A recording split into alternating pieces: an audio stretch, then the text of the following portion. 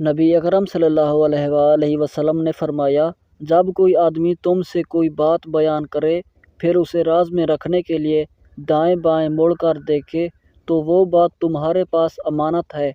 جامع ترمذی حدیث نمبر 1959۔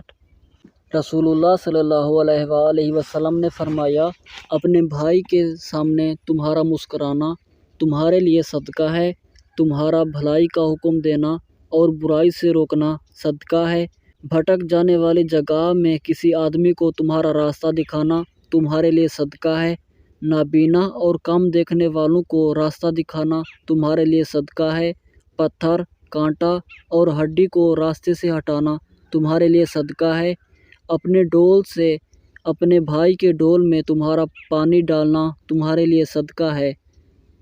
جامع ترمذی حدیث نمبر 1956۔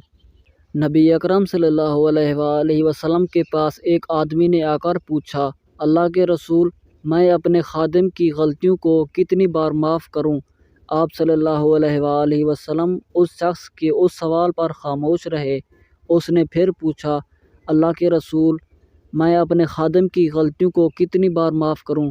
آپ صلی اللہ علیہ وآلہ وسلم نے فرمایا، ہر دن 70 بار معاف کرو۔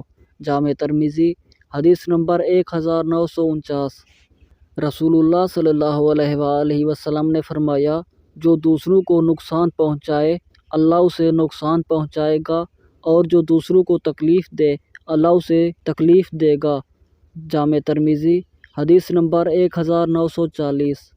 نبی اکرم صلی اللہ علیہ وآلہ وسلم نے فرمایا، آدمی کا اپنے بال بچوں پر خرچ کرنا صدقہ ہے۔ جامع ترمذی حدیث نمبر 1965۔ رسول اللہ صلی اللہ علیہ وآلہ وسلم نے فرمایا، مردوں کو گالی دے کر زندوں کو تکلیف نہ پہنچاؤ۔ جامع ترمذی حدیث نمبر 1982۔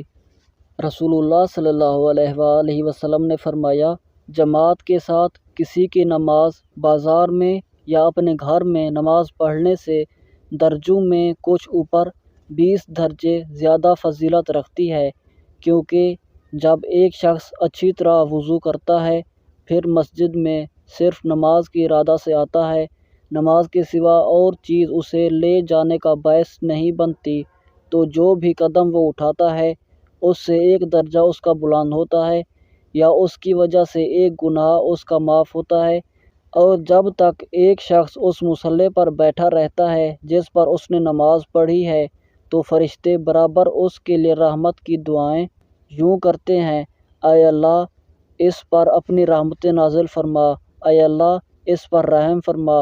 یہ اس وقت تک ہوتا رہتا ہے جب تک وہ وضو توڑ کر فرشتوں کو تکلیف نہ پہنچائے۔ جتنی دیر تک بھی آدمی نماز کی وجہ سے رکا رہتا ہے وہ سب نماز ہی میں شمار ہوتا ہے۔ صحیح بخاری حدیث نمبر 2119۔